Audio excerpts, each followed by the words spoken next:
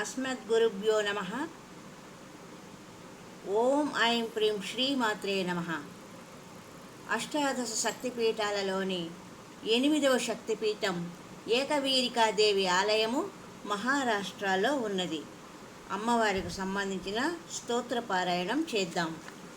ఓం దత్తాత్రేయ సమారాధ్య అనసూయాత్రిసేవిత ఏకవీరా మహాదేవి మస్తకేనైవ శోభిని రేణుకా మాతా మాయా సంహార రూపిణి కృపయా పాతు నః సర్వాన్ మాయూరే ఏకవీర్యకా దత్తాత్రేయ సమారాధ్య అనసూయాత్రిసేవిత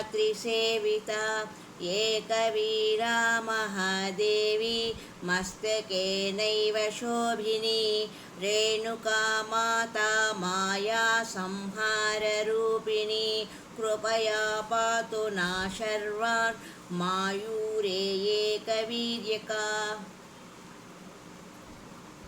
3 శిఖరాలతో విలసిల్లే మాహురీపుర సమీపంలోని ఈ పర్వతంపై దత్తాత్రేయుడు, అత్రిముని, అనసూయల ఆలయాలు ఉన్నాయి. ఇది దత్తాత్రేయుని జన్మస్థలంగా చెబుతారు. ఈ శిఖరాన్ని శ్రీక్షేత్రమని అంటారు. ఒక శిఖరం పైన అత్రి, అనసూయలకు, ఇంకొక శిఖరంపై దత్తాత్రేయునికి, 3వ శిఖరంపై కేవలం తల భాగం మాత్రమే గల రేణుకా అమ్మవారికి ఆలయాలు కలవు. మహామాయను పోగొట్టే మహామాత మన అందరినీ రక్షించుగాక. ఓం ఏకవీరికా దేవతాయై నమః. స్థల పురాణం. దత్తాత్రేయ స్వామి జన్మక్షేత్రంగా ప్రసిద్ధి పొందినట్టి మాహూర్ క్షేత్రం మహారాష్ట్రలో ఉంది. నాందేడ్ జిల్లా కేంద్రానికి 128 కిలోమీటర్ల దూరంలో ఉన్నది ఈ శక్తిపీఠ క్షేత్రం. ఏకవీరిక ఆలయము వల్ల శక్తిపీఠంగా గుర్తించబడింది. ఈ ప్రదేశంలో 3 కొండల శిఖరాలు ఉన్నాయి.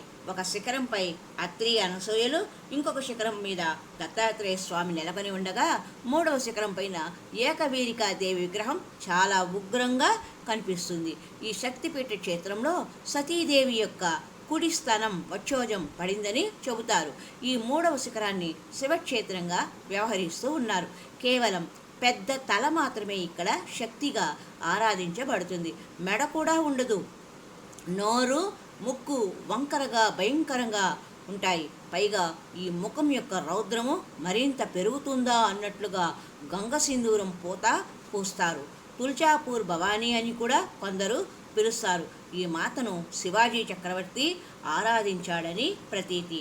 మాహూ గ్రామంలో నెలకొని ఉన్న ఈ కొండ మీద అమ్మవారికి జంతుబలను కూడా ఒకప్పుడు ఇచ్చేవారు. ప్రభుత్వం వీటిపై నిషేధం విధించాక క్షుద్ర విద్యలు పొందగోరు వారు మాత్రం జంతుబలులను చాటుగా ఇస్తుంటారు. ఏకవీర్యక రేణుకామాతగా ఈ శక్తిని ఆరాధించేవారు తాంత్రిక ఉపాసకులుగా చలామణి అవుతూ ఉన్నారు. పురాణగాథ. జోగులాంబ అంశతో జన్మించిన రేణుకాదేవిని జమదగ్ని మహర్షి వివాహం చేసుకున్నాడు.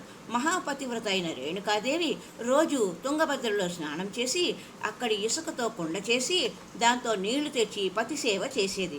ఇలా కొంతకాలం జరిగాక ఒకరోజు రేణుకాదేవి నది స్నానం చేస్తూ ఉండగా ఒక గంధర్వ జంట ఆ నదిలోని జలక్రీడలాడటం ఆమె కంటపడింది. ఆమెకు దృష్టి నిలకడలేక రోజు మాదిరిగా ఇసుక కుండ తయారు చేయడంలో ఆలస్యం జరిగింది. మొత్తం మీద ఏదోలా కుండతోనే నీరు తీసుకెళ్ళింది ఆమె ఆలస్యానికి కారణం కనిపెట్టాడు జమదగ్ని మహర్షి. గంధర్వ దంపతుల జలక్రీడలను చూస్తూ వారి వైభవ అదృష్టాలపై మనసు పారేసుకున్నందుకు గాను ఆమె శిక్షార్హులని మహర్షి భావించాడు. వెంటనే తన పుత్రుని నలుగురిని పిలిచి తల్లిని తల నరకేయమని ఆజ్ఞ ఇచ్చాడు. మాతృమూర్తిని నిలువున సంహరించి దురాగతానికి తాము ఓడిగట్టలేమని, అంతకంటే తమను చంపేసిన ఆనందంగా ఆత్మార్పణకు సిద్ధమే అన్నారు మాతృభక్తి పరులు. దీనితో మరింత కుపితుడైన జమదగ్ని మహర్షి 5వ పుత్రుడైన పరశురాముని పిలిచి రేణుకాదేవిని, ఆమె వధ నిరాకరించిన మొదటి 4 పుత్రులను నరికేయమన్నాడు. అతని సోదరుల్ని పితృవాక్య పరిపాలనను అరక్షణంలో ఆచరించిన పరశురాముడు అంతే వేగంగా స్పందించి తన తండ్రి తనను వరం కోరుకోమనగానే అందరినీ బ్రతికించమన్నాడు. కానీ రేణుకాదేవి తల ఎగిరి దూరంగా ఎక్కడో పడినా ఆ తల అక్కడే పునర్జీవితము అయింది.